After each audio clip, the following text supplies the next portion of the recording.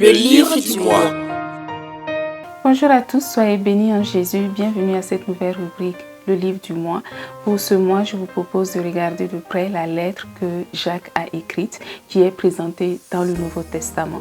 D'abord, commençons par voir qui est ce Jacques qui a écrit ce livre. Dans la Bible, notamment dans le Nouveau Testament, il y a 4 personnages qui ont été nommés Jacques. Il y a d'abord Jacques qui a été présenté comme le père d'un des apôtres de Jésus qui s'appelait Jude.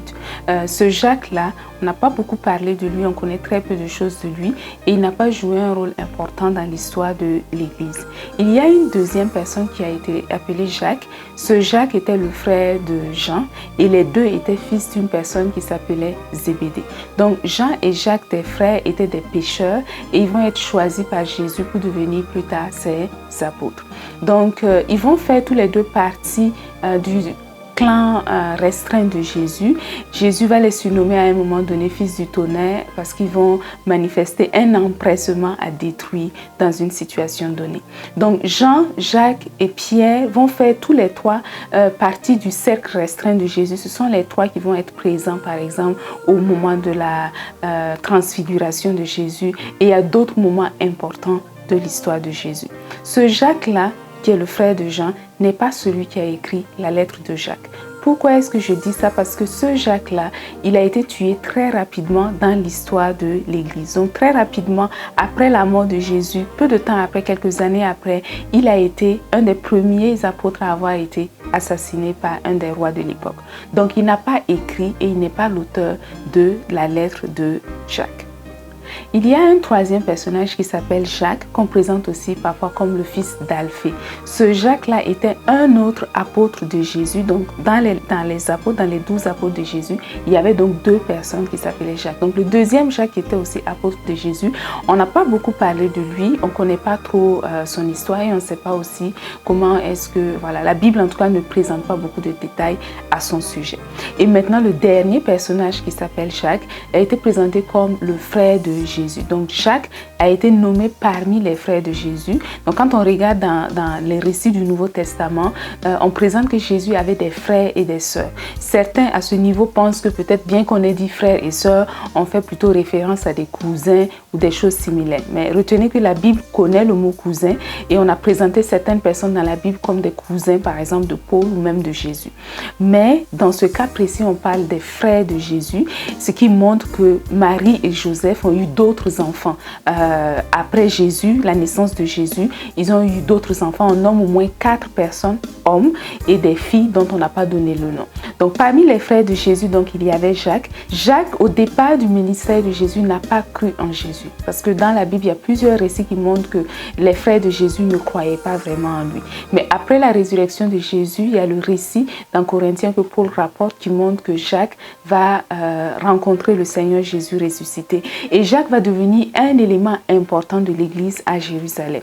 Donc dans l'église de Jérusalem, il va être considéré comme une colonne. Et on considère que c'est ce Jacques-là, le frère de Jésus, qui est l'auteur de la lettre de Jacques. Qu'en est-il du contenu de la lettre de Jacques? La lettre de Jacques contient 5 chapitres, donc elle n'est pas du tout longue, elle est très facile à lire, je vous encourage d'ailleurs à le faire. La lettre de Jacques est un discours, ça veut dire qu'il va parler de beaucoup de sujets, il va aborder de nombreux thèmes et il va adresser cette lettre-là à tous les enfants de Dieu. Il n'a pas nommé. Dans les lettres de Paul, on va dire par exemple la lettre a été adressée aux Corinthiens ou aux Romains, etc. Dans le cas de Jacques, la lettre a été adressée à personne en particulier, elle a été adressée à tous les enfants de Dieu dans tout le monde entier. La différence, c'est que la lettre de Jacques a été adressée à des personnes qui étaient d'origine juive. Donc, c'était des personnes qui pratiquaient la loi juive dans le passé, qui fonctionnaient selon la loi de Moïse, mais qui, à un moment donné, vont donner leur vie à Jésus, vont le rencontrer et vont développer une relation avec lui. Jacques écrit à des Juifs qui sont majoritairement pauvres. Donc, ce sont des personnes qui ne sont pas financièrement aisées, mais qui désirent le devenir, qui ont envie d'être aussi riches comme les autres, qui sont attirés par l'attrait que les biens matériels peuvent accorder. Donc, Jacques va aborder des sujets pour répondre à cette problématique. Une chose qui est très particulière avec la lettre de Jacques, c'est que la lettre de Jacques, à cause justement du fait que ça s'adresse essentiellement à des Juifs, vous allez remarquer que la lettre de Jacques parle très peu de Jésus en lui-même. Donc le mot Jésus est mentionné seulement 2 fois dans toute la lettre de Jacques.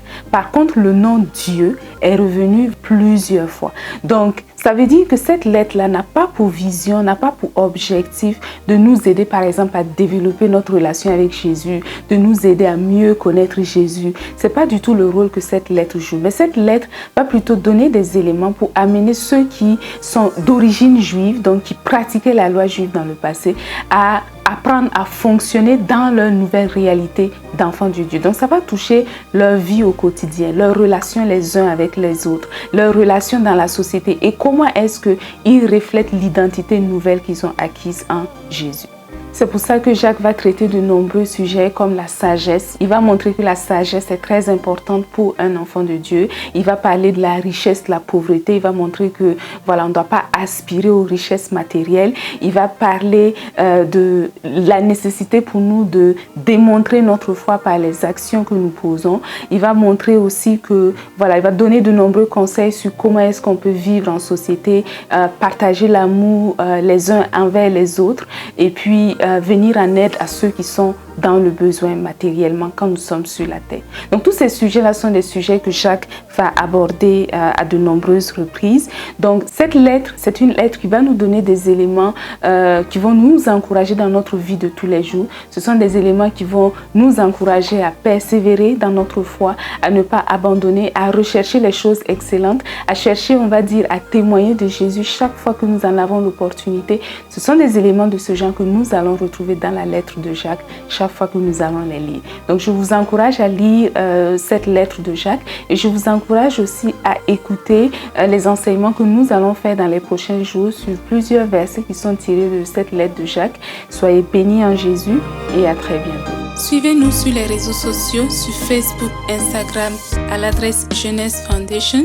Visitez notre chaîne YouTube à l'adresse Jeunesse Foundation et visitez notre site web à l'adresse www.fondationjeunesse.org. Nous y postons des ressources qui sont accessibles gratuitement, qui vous aideront à grandir dans votre relation avec Jésus.